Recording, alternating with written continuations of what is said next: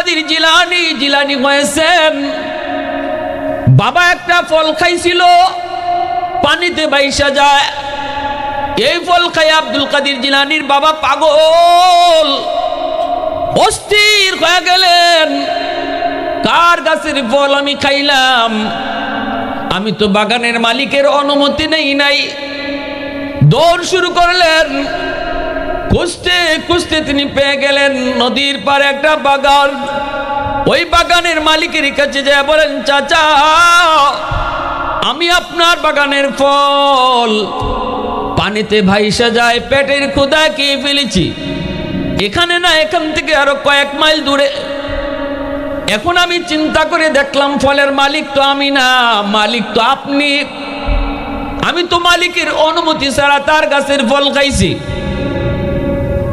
আম গাছ থেকে ঝড়ের দিনে যদি আম পড়ে আমের মালিক যে পায় হে না বরং আমের মালিক আম গাছের মালিক হই থাকে গাছের ফল মাটিতে পায়া যে আগে ধরে হে মালিক হয় না মালিক গাছের মালিক হই থাকে এটা হলো কিতাবের মাসলা আর আমরা বানিয়া সুন্নির মাসলা হইল যে আগে পায় ওই মালিক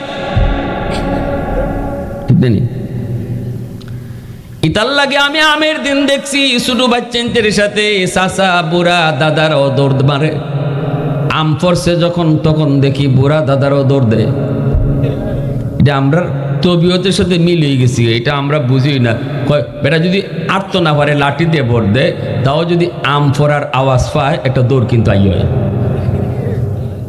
ঠিকই না অথচ হাঁটতেছে লাঠি দিয়া আম পড়ছে টাস করে আওয়াজ হয়েছে এই সময় দৌড় আয় করতে গিয়ে ছোট বাচ্চাদের সাথে দৌড় দিলাই এটা হলো আমরার মাসলা যে আগে ফাইলা হে মালিক কিন্তু শরীয়তের মাসলা হইলো আমটা ফাইয়া মালিকের বাড়িতে লই জিতায় গাছের মালিকের বাড়িতে গিয়া কইতাছে আচ্ছা আপনার কাছে একটা আম পড়ছে নেই আমটা নেই গাছের মালিক যদি মানুষের বাচ্চা হয় আম রাখবো নি কইব বেটা কত আম কতবার খাইলো কেউ কোনোদিন মাফ নিতে আইলো না ফিরত দিল না তুই ফাউরা আম লই আইস তো আমারে দিবার লাগে বাবারে ইটা মাইরে যে কত আম খাইছে বাউরাল দিয়ে যে কত আম নিছে ইজাত তো হয়েছে না নে বাবা তুই আমটা বাবা তুই নিজে খা বাবা আমি দিল থেকে খুশি হয়ে গেছি বাবা তুমি যাই খাও শরীয়তে কয় এই সময় আমটা আপনার লাগে 100 হালাল ওই যে উনি অনুমতি দিয়া দিছে আর না কইয়া যদি খাইতে হয় তো এটা হালাল হইতো না ই আম খাইয়া রক্ত হইব ই আম খাইয়া গুছ বাড়ব আল্লাহ রসুল অন্যের মাল খাইয়া শরীর বাড়াইলে মোটা হইলে তাজা হইলে এই মোটা তাজা দেহ জান্নাতে ঢুকতো না এজন্য আমার বাড়া বন্ধুরা আব্দুল কাদের জিলানীর বাবা আবু সালেহ জাঙ্গি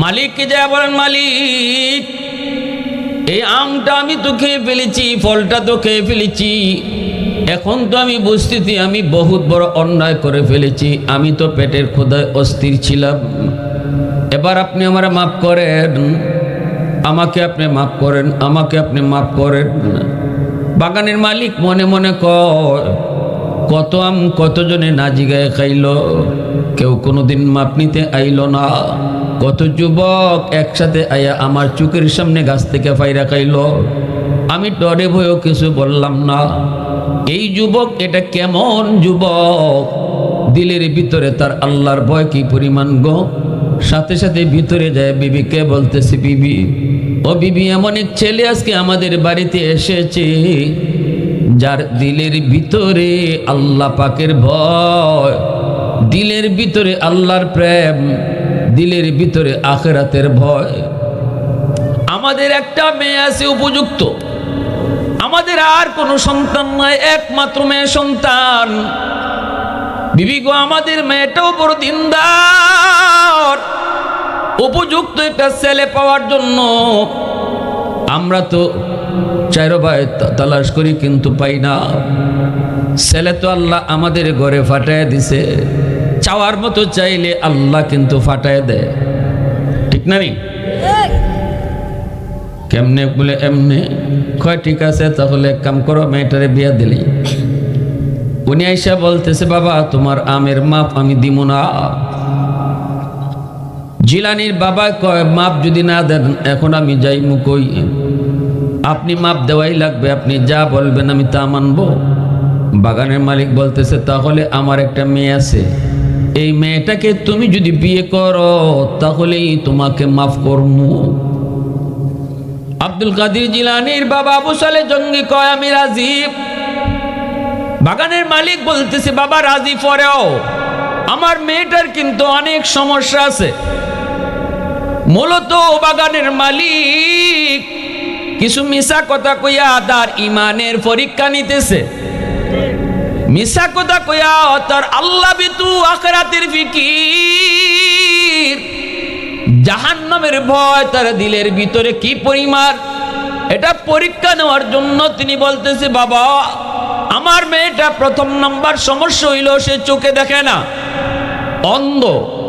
অন্ধ মেয়েকে তুমি বিয়ে করবানি বুঝা কও। আবু সালে জঙ্গি কয় ৬০-৭০ বছরের হায়াত, অন্ধ বউ নিয়ে কোনো রকম আমি চলে যাব, তবু আমি আখিরাতের জীবনে এই ফলটা খাওয়ার অপরাধে একদিনও আমি জাহান্নামের আগুনে জ্বলতে পারবো না। বাবা ২ নম্বর সমস্যা হলো আমার মেয়েটা কথা বলতে পারে না, বুবা।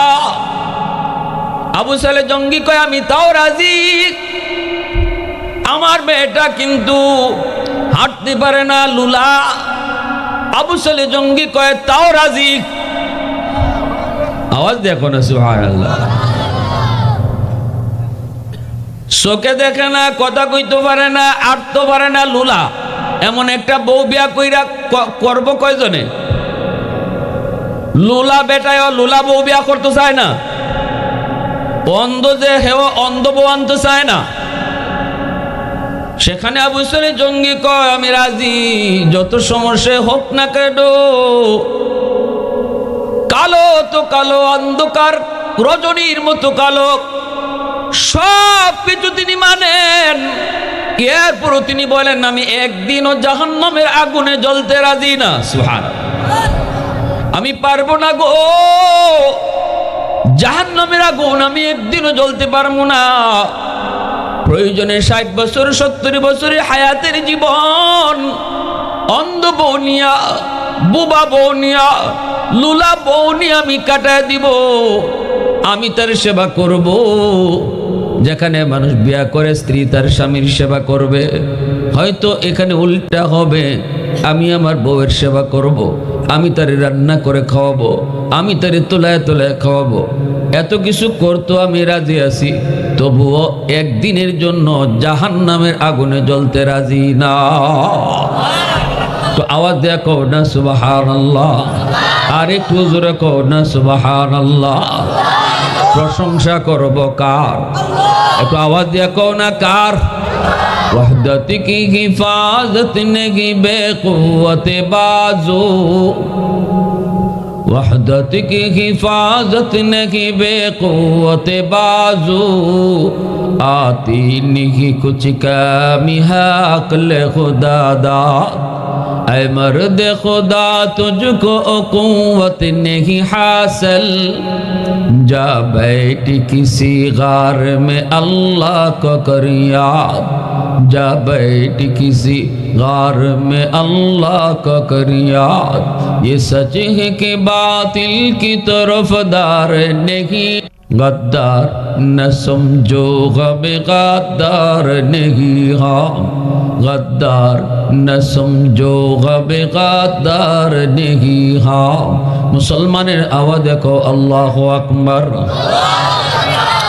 বাইরে বন্ধুরা, বিবাহ হয়ে গেল, আবু সালে জঙ্গি তিনি বাসর করে যায় ঢুকবেন, ঢুকতেই তিনি দেখেন পুরো ঘরটা এত সুন্দর রূপসী একজন পূর্ণিমার চাঁদের মতো একজন বউ বাসর করে বসা, যার চেহারার আলোতে পুরো ঘরটা আলোকিত হয়ে গেছে।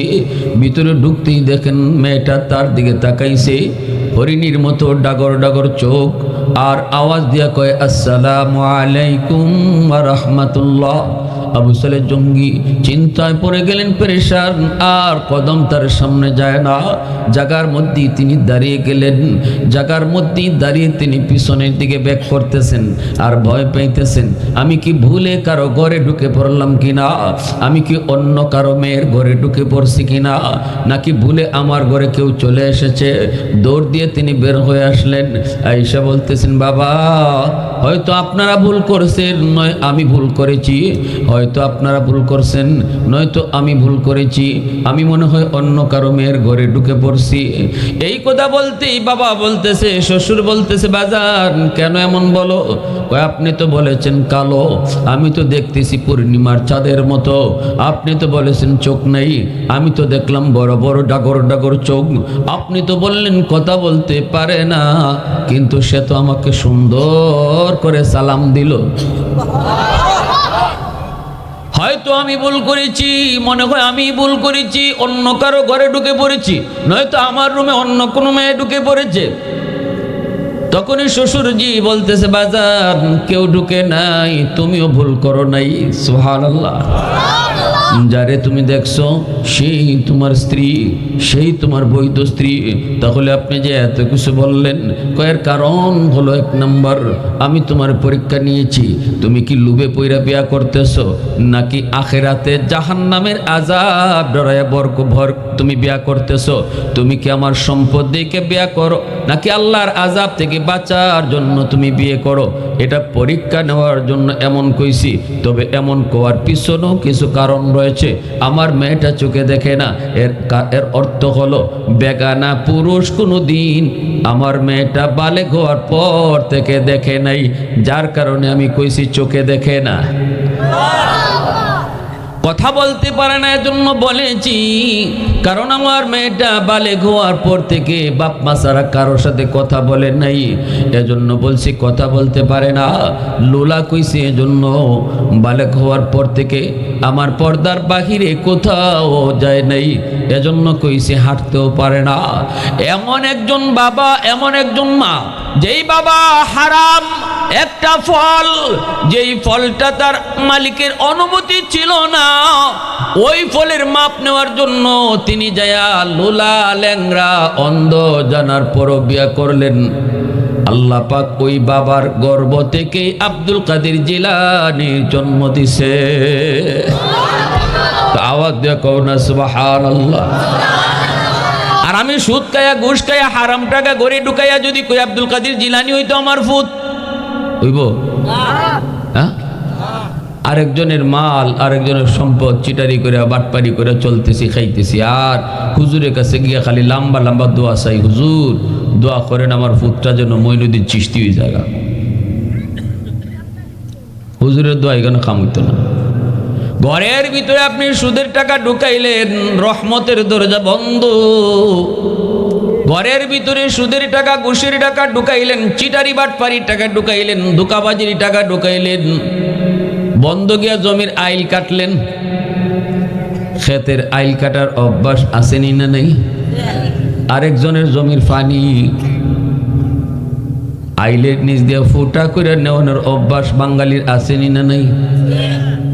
গিয়া যদি কয় কিতারে তুই আমার জমির পানি নিলে কেমনে, কয় কাঁকড়ায় গাতা করে লিছে। এবারে নিজেই যে কাঁকড়া হয়ে গেছি এটা খবর নেই, মানে কাঁকড়ায় গাতা করে লিছিল। আরেকজনের জমির পানি আইনে আপনার জমিতে পানি দিয়ে ধান বেশি বলাইলেন, এই ধানটা আইনে ঘরে তুললেন, চাল তুললেন, পাতিলে ভাত রানলেন, খাইলেন, রক্ত হইছে, ঘুষ হইছে। এই রক্ত আর গোস্ত আল্লাহর রাসূল কয় জান্নাতে ঢুকতো না, বেশি মোটা হয়ে গেছি। তাইলে আরেকজনের জমির পানি ফুটা করে আইনে লাভ হইল কি? আরেকজনের জমির আইল কাইটটা লাভ হইল কি?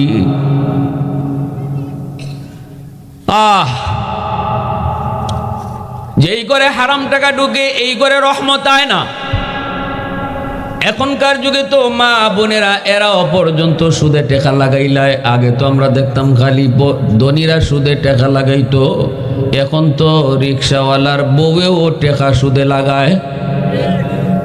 গরিবের বউ লাগাইলা, এখন গরিবও সুদ খাইলায়। আমার জানা মতে আমাদের এলাকার একটা লোক আছে, জুতা পরে আটে না, জুতা খই জিবুগা, খালি পায়ে আটে। একটা উদাহরণ দিলাম খালি, কিন্তু 10টা টাকাও যদি আতোয়ায় সুদে লাগাইবার লাগি পাগল হয়ে যায়। মহিলারা 5,000 টাকা যদি কোনো রকম জমাইতে পারে, তাড়াতাড়ি মোলার মহিলা কইতেছি না, যদি খালি কোনো রকম কিছু টাকা জমি যায়, লাগাইলা, কিতা লাগাইতাম, লাগাইলা। লাগানি মানে হচ্ছে সুদে লাগানি, ঠিক না নি? কারণ আমরা কিছু শব্দ ব্যবহার করছি, বাঙালি সালাক্যা বাঙালি তো সরাসরি নাম লয় না সুদের, তেরায়া বেড়াইয়া মাতে। শুদ্ধ ভাষায় কয়, ঢাকাইয়া ভাষায় সুদ রে কয় ইন্টারেস্ট, আর আমরা বান্যার সঙ্গে ভাষায় কয় লাগাইলা। বান্যার সঙ্গে ভাষায় লাগানি, অমুকের সাথে অত লাগাইছে, 10,000 লাগাইছে, 15,000 লাগাইছে, এটা হচ্ছে লাগানি, এটা সুদ কয় না। আর ডাকাইয়ারা কয় ইন্টারেস্ট। হুজুর আমরা সুদ খাই না, কিতা খাও? কয় ইন্টারেস্ট খাই। আপনারা তো সুদের না হারাম খন, আল্লাহ সুদ নেন না হারাম করছে, ইন্টারেস্ট কোন আল্লাহ হারাম করছে?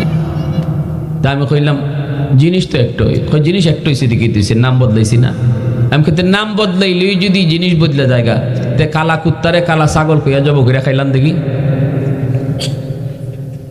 নাম বদলাইলে যদি জিনিস বদলে জায়গা, আপনি কালা কুত্তারে জব করেন, আর আমরা গিয়ে ঘুমে বেটা কুত্তা জব করলে কিতা? আপনি কইবেন তোরা কুত্তা কইলে কি হয়েছে? আমি নাম রাখছি ছাগল, আমি নাম রাখছি ছাগল। ইজাত পাগল কি বাঙালি আছে নি কেউ? তাই নাম বদলিলে জিনিস বদলে না, জোরে বলেন বদলে। ঢাক আছে এক বেটা গিয়া হোটেলও খাইতে বইছে, বাঙালি গ্রামের মানুষ, ধরেন সিলেটের ওই দেখায় বেটা, বেটা বুক লাগছে বাতান, তো ডাকায় মেসিয়ার ফুলা কয় কি খাবেন? কয় আছে কি? কয় রুই মাছ, কাতল মাছ, শিং মাছ, ফুটি মাছ, মিনি মাছ, চিংড়ি মাছ। বেটার সাথে সাথে কয় রুইও চিনলাম, কাতলও চিনলাম, শিংও চিনলাম, চিংড়িও চিনলাম, কিন্তু মিনি কুন্ডারে এটারে দৈরা লই আয়। জীবনে মিনি মাছ নামই শুনছি না, খাই মুদুরের কথা। এটারে আজকে দেখমো খাইমো। এক বেটা মিনি মাছ লই আয়। হ্যাঁ লই আইছে মিনি মাছ, প্লেটের মাঝে আনার পরে বেটা বড় বড় চোখ বানায় খালি চায়, কই মা এটা কি টানলো, এটা দিয়ে বেদা বেদা লাগে। আমরা যে বেদা মাছ দি বেদা বেদা লাগে, এটারে উল্টাইয়া 100% শিওর হয়েছে এটা বেদা। এমনি মেসিয়ারে ডাক দিছে, পুলাই দিকে দৌড়ে আইছে। কি হয়েছে চাষা? চাষা কইস না, তুই তো ভাঙ্গা দিক তেরা ফুলারে। আমি কইলাম মিনি দিতে আমারে, জীবনের নামই শুনছি না খাই মধুরের কথা। একটা আশা আছিল জীবনে একটা মাছ খাইমো, যেটার নামও শুনছি না, দেখছিও না। তুই দিল এইসব বেদা, তুই দিল এইসব বেদা। বেটা বেদা তো আমরা মাগনো খাই না। হয় চাচা বাড়ি হোক, বিয়াদবের বিয়াদ, তুই বাড়ি দেখি তা করতে হয় না? আপনার বাড়ি কই? বাড়ি সিলেট। ও আপনাদের সিলেটে ইডেরে বেদা হয়, আর ডাকা আইলেও ইডে মিনি হয়ে যায়।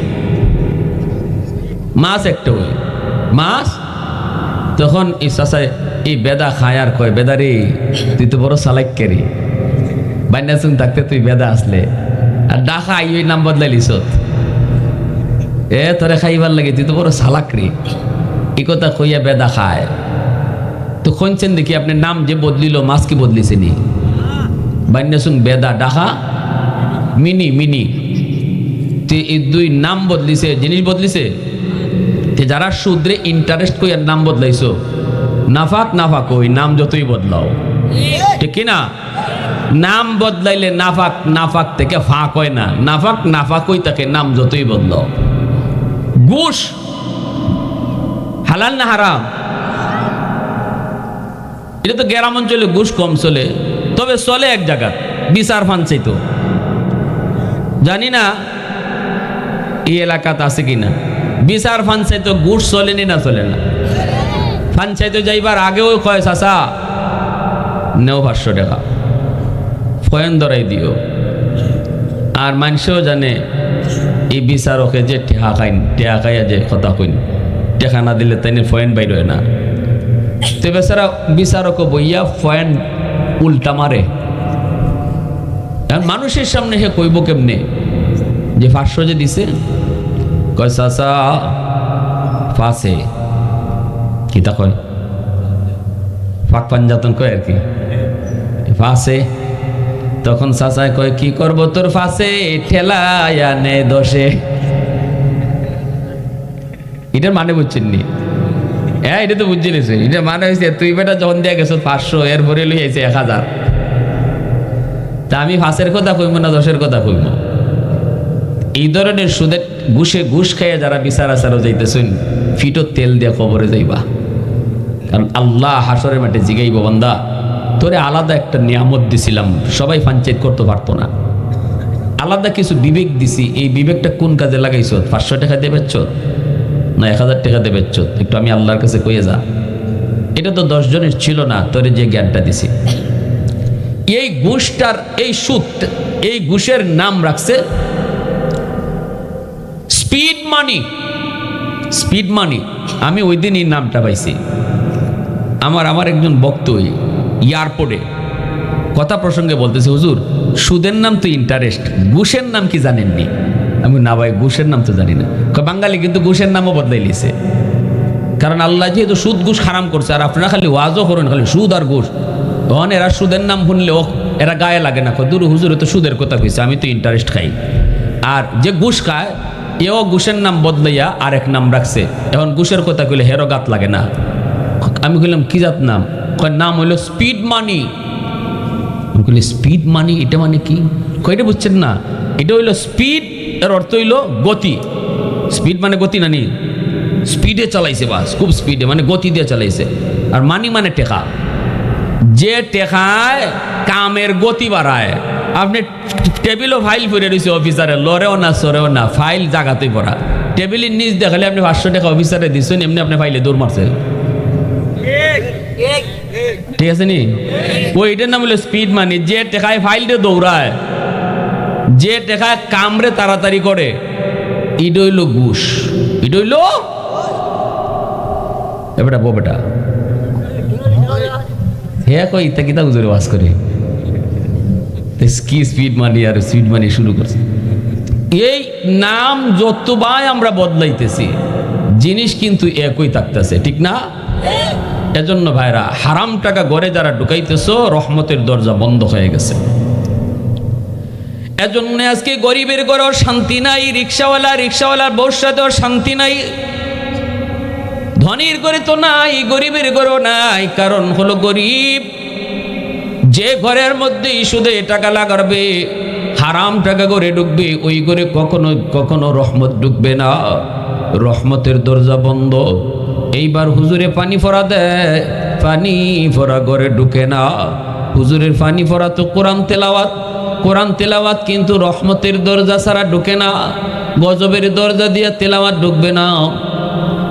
আপনার ঘরে আইসা হুজুরের পানি ফোড়া ঢুকতে চায়, কিন্তু দেখে দরজা লাগাই, রহমতের দরজা লাগাইল, গজবের দরজা খোলা। কারণ আপনার ঘরে সুদ ঢুকতেছে, আপনার ঘরে ঘুষের টাকা ঢুকে, আপনার ঘরে হারাম টাকা ঢুকে। এজন্য গজবের দরজা খোলা, রহমতের দরজা বন্ধ। হুজুরের কোনো দোষ নাই, হুজুরের কোনো দোষ নাই। হায় রে, হুজুরের পানি পড়া আল্লাম কাম হয় না। ফুলাই দিয়ে আগের থেকে আরো বেশি তেরামি করে, ফুরি দিয়ে আগের থেকে আরো বেশি উল্টা চলে। হুজুরের পানি পড়া গেল কই? এখনকার দিনের হুজুর আর হুজুর নাই, এখন সব দোষ হুজুরের। হুজুর আসিল আগের হুজুর, ফু দিলে ডাইরেক্ট 100। আরে এখনের হুজুরের কাছ থেকে 3 বার পানি পড়া আনলে ফুলা আরো বেশি তেরা হয়। আমি বলি আগের হুজুররা যে কোরআন পড়া ফু দিত, এখনের হুজুররা ওই কোরআন পড়াই ফু দেয়। আগের হুজুররা যে কোরআন পড়া ফু দিত, ওই কোরআন আপনার ঘরে গিয়া দেখো রহমতের দরজা খোলা, গজবের দরজা বন্ধ। কারণ এক সময়ে মুসলমানের ঘরে ঘরে কোরআন তেলাওয়াত চালু ছিল, সুদের প্রচলন এত বেশি ছিল না, গরিবের সুদ খাওয়া চিনত না, রিক্সাওয়ালার বউয়ের সুদ খাওয়া চিনত না, না না, একটা শ্রেণীর মানুষই শুধু সুদের ব্যবসা করত।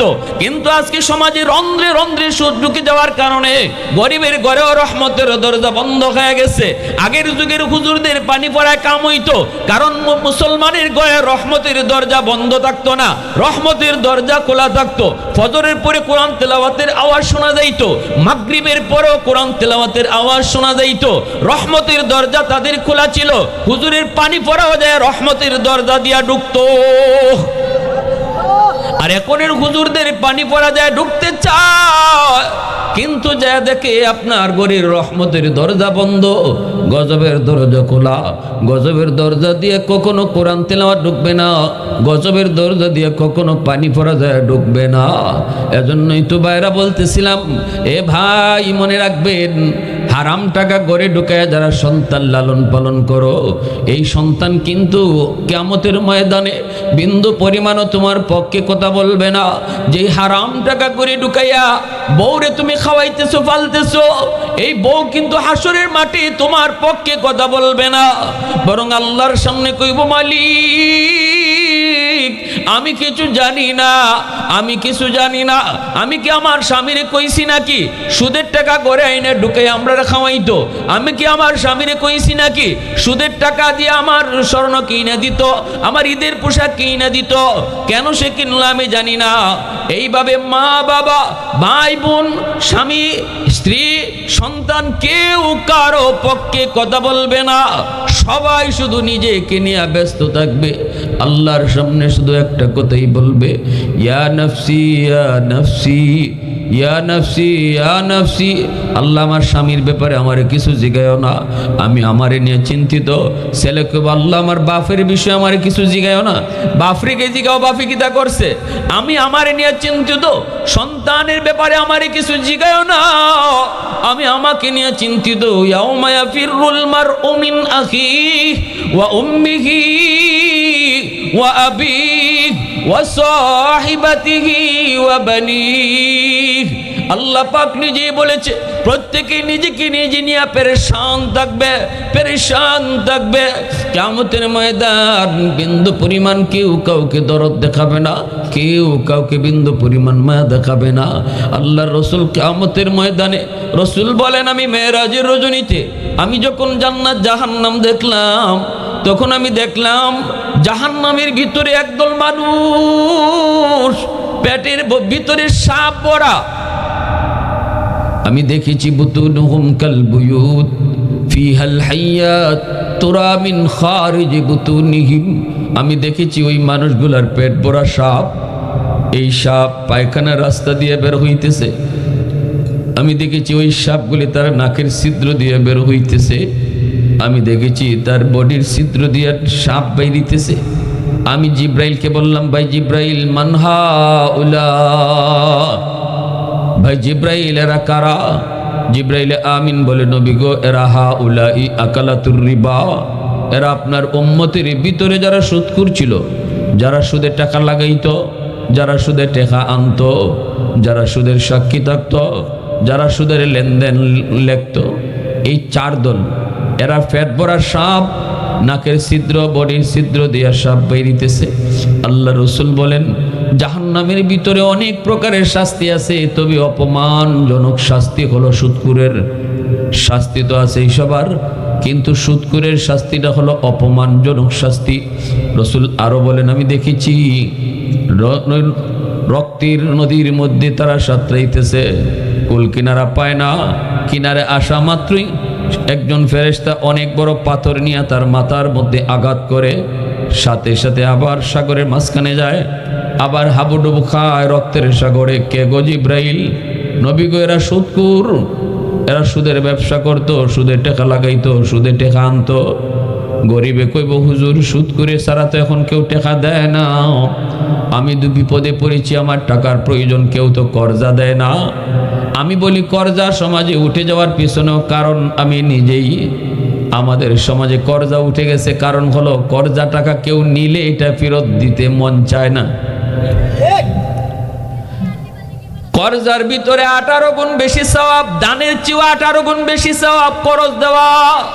আম্মা জান আয়েশা সিদ্দিকা রাদিয়াল্লাহু তাআলা আনহা বলেছিলেন, নবী গো, কর্জা দেওয়ার মধ্যে দানের চেয়ে বেশি সওয়াব কেমনে হয়? রাসূল বলেন, আয়েশা, দান যেই মানুষটারে করা হয়, দান করা হয় যে মানুষটা ভিক্ষা করতে জানে, যে মানুষটা হাত পাততে জানে, তারে দান করা হয়। কিন্তু কর্জা ওই মানুষটারে দেওয়া হয় যেই মানুষটা সম্মানের কারণে মানুষের কাছে হাত পাততে পারে না, সল করতে পারে না। অতএব করজ দিয়ে একজন সম্মানী মানুষের সম্মান যে রক্ষা করেছো, কর্জা দিয়া সম্মানী মানুষের সম্মান যে তুমি রক্ষা করছো, এজন্য দানের চেয়ে 18 গুণ সওয়াব আল্লাহ বেশি দেয়। কিন্তু আমাদের সমাজে কর্জা উঠে গেল, কারণ হলো কর্জা টাকা আর ফেরত পাওয়া যায় না। জুতা ক্ষয় হয়ে যায়, কর্জা টাকা তোলা যায় না। যে মানুষটা মনে মনে নিয়ত ছিল লাগলে আমি আরো কিছু সওয়াব কামাই করবো, কিন্তু কয় চুন খাইয়া যদি জিব্বা তাল্লা ফুরে, দুধ দেখলেও ডরায়। চিন্তা করে 5,000 তো একটারে দিছিলাম, আজকে 5 বছর, এখন যে আরো 5,000 একটারে দিতাম, এটা কয় বছর নিব? ঠিক না? এজন্য ডাইরেক্ট আইয়া যখনই কয় ভাই কর্জা দিবাইনি, কয় নাই। কয় নাইতে এখন কি করবা? কয় যাও সুদকুরের দ্বারো। সুদকুর তো সুদের ব্যবসা লইয়া বইয়া রইছে, ডালা মেলাইয়া আইবা আর গলাত ফাড়া দিয়া ধরবো।